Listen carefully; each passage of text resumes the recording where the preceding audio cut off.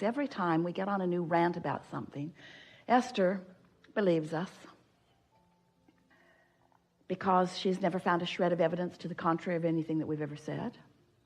So she digs into the process that we recommend and finds the manifestational results. So recently, she's been noticing conditions that are not pleasing. Some conditions that are mildly annoying, some conditions that are enormously annoying, some conditions that are unspeakably uncomfortable in the world. There are things that you don't want to be going on. So when she finds herself, for whatever reason, giving her attention to one of those conditions, and she takes the emotional hit of it, she can feel that the opinion of her inner being and the opinion of her, that the opinion of Abraham and the opinion of her are very different opinions, because she can feel the discord, the negative emotion, the tug of war. So she's been sitting with her book and writing the condition, the unwanted condition. This is what's going on, and I sure would feel better if that condition did not exist. And then she acknowledges, but it does exist. It's not my job or my capability. It's not my work. It's not for me to do to change the condition. It just exists. It's also not my work to accept the condition. It is a condition. It's a condition.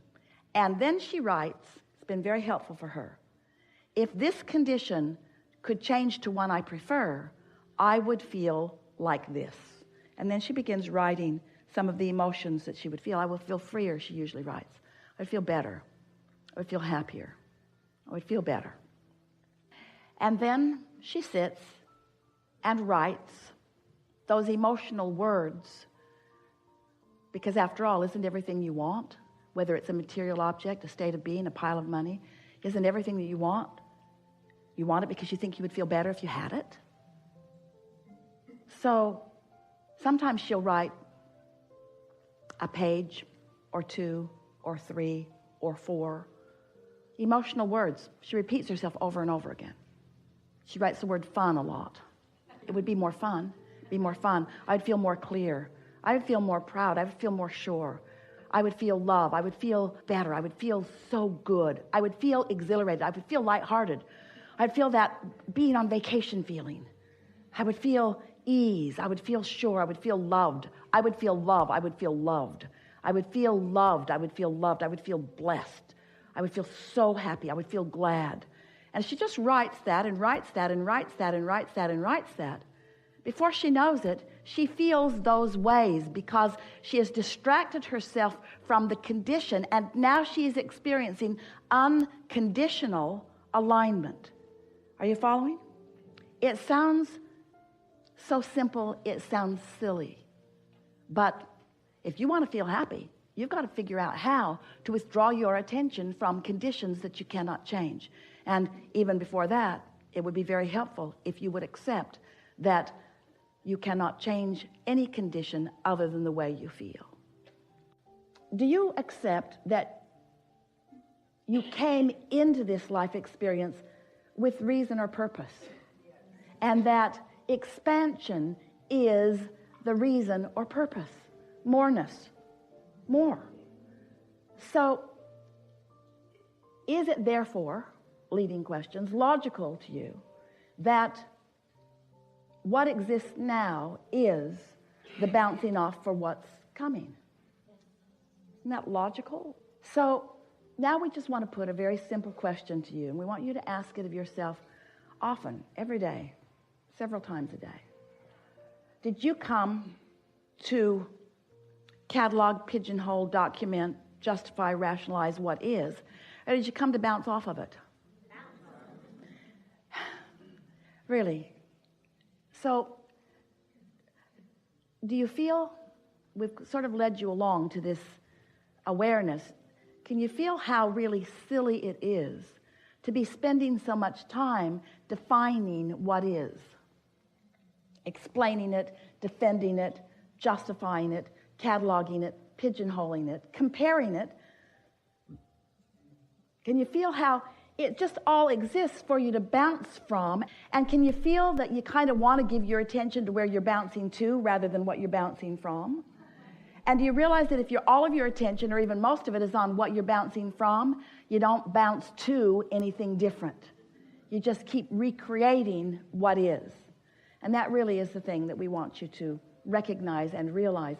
You are the creator of your own perception of reality, and you are source energy in physical bodies. And you came into this time-space reality with very clear intention of living joyfully ever after. And you knew that there would be enough dynamics, that there would be enough variety and contrast to help you make constant new decisions about what you want. And you knew that you had the ability to move toward all of that. But you also knew that it wasn't the arriving at the destination that you were about. It's the journey. It's the continual finding of alignment. So the other day, Esther's been listening to us talking about this. We've been talking about it quite a bit. And she's determined because she so wants to feel good. So she was sitting in Texas in a chair in her living room that looks out across the pool. And she was in such a heightened state of well-being that as she looked out there and saw the crane statues, they're just magnificent, and the beautiful oak trees that are right there, right on the other side of her pool, and the pool itself and all of its engineering and beauty and sound as she looked around, and then the red bird that stood on the point of a tip of a tree and just looked at her. And as Esther is looking at all of this, she is feeling, she's reaching for words to describe to you. You sort of have to kind of be there, but rapturous, elation, unspeakable well-being, indefinable well-being, all the well-being of the world being experienced by her right now. It's a feeling of feeling blessed and loved. And as she sat there, basking in this moment in time and loving the idea of it lasting forever and ever and ever and ever and ever, it started fading as she focused a little laxly. And then she said, "Aha, Abraham, I've caught you in a inconsistency here because these are conditions that I am focused upon and I feel good. So don't talk to me about unconditional love, because these are conditions and I love them." And we said, here's the difference. You were in that state of love before you realized the depth of the beauty of these conditions. You weren't using these conditions to conjure the feeling of love. You were there and then you realized them. It's the horse before the cart thing, isn't it? In other words, feels like nitpicking. It feels like splitting hairs. It feels like something that we are making more simplistic than you want it to be. But it is that easy. You just have to decide that you want to feel good and stop thinking about things that keep you from feeling good. You're like a cork that bobs on the surface, and that's what feeling good is. You can hold that cork under the water, but when you let go, it's going to bob back up. And this is the thing that we want you to realize about yourself and others. And most of you don't realize it about yourself and others. Happiness is your natural state and would be your state if you weren't thinking thoughts that introduce contradictory energy that keep you from being where the source within you is. That is your natural state. And if you are not happy in any moment, something is out of whack, and it's you. And so, one last bold statement that we want you to contemplate.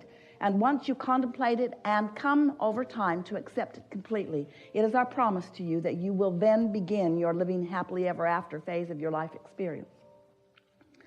Sometimes as your path is unfolding, the perfect thing along the path is a problem coming into greater clarity. Because at the same time that a problem is coming into greater clarity, you are creating the solution in your vortex.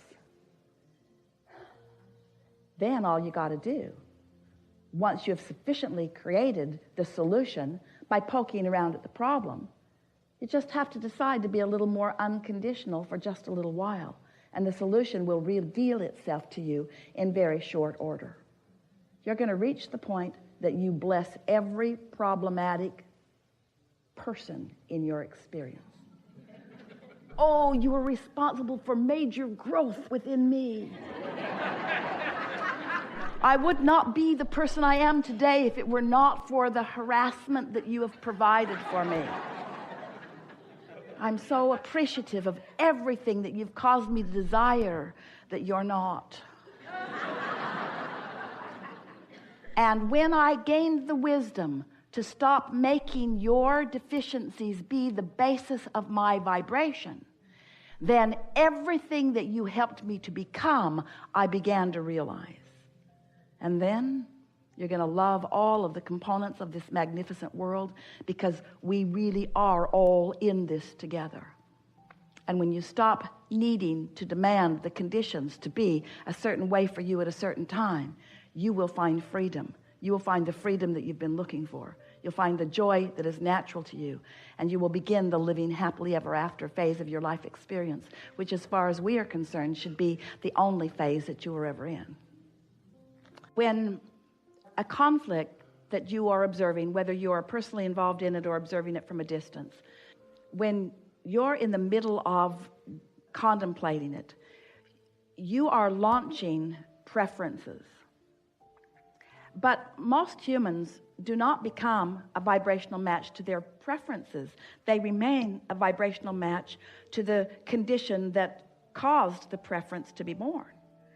So when we talk about withdrawing your attention from conditions that make you feel uncomfortable, that makes people like you want to come forward and say, but how can we help if we are not aware of the problems? And we agree to that to this extent. Your attention to the problem is creating a global solution.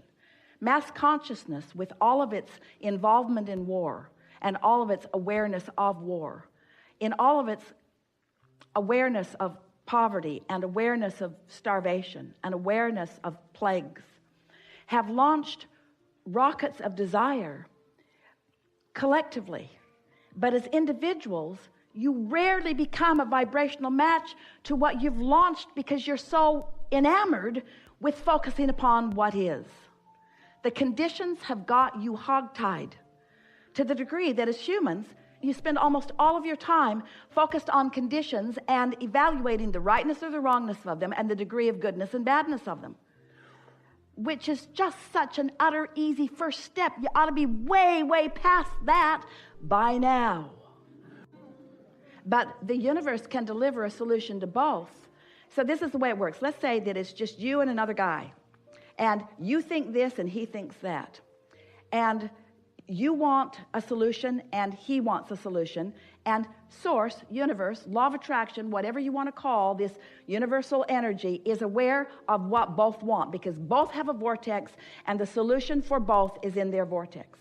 But this one, instead of being a match to what's in his vortex, is instead pushing against you. So not a vibrational match to what he wants. The other one, instead of being a match to what's in his vortex, instead pushes against you. So neither one are a vibrational match to the solution that they have created, and both are blaming the other for not receiving the solution, when both could receive a solution that would be completely satisfying to them individually. It's the belief that for me to get what I want, you have to give something that you want up. That's the flawed premise. That's not true, that's not true, that's not true. That's because you have little piles of spoils that you are quibbling over instead of universal, infinite expansion. That's like saying, oh, here's the economy. It's this many billions of dollars or trillions of dollars. It's this many pieces of something. This is the economy. And the rich guys are getting too much of their fair share. And so you pinch yourself off from your share because you're too worried about what that guy's getting. It's like dividing the pie up and saying, he's getting too much of the pie and the rest of us aren't getting enough of the pie. And we say, you could be creating bigger pies. You could be creating more pies. But you're not creating more pies. You're quibbling over the spoils of this one paltry, puny little pie. Because you're not using the energy that creates worlds. You're squabbling over things that are disconnecting you from your true power. We have enjoyed this interaction more than these words can explain to you. We are loving the resonance that you feel. It feels good to feel the alignment with who you are, doesn't it? And You are as close to unconditional awareness of life as you have ever been. You'll feel more.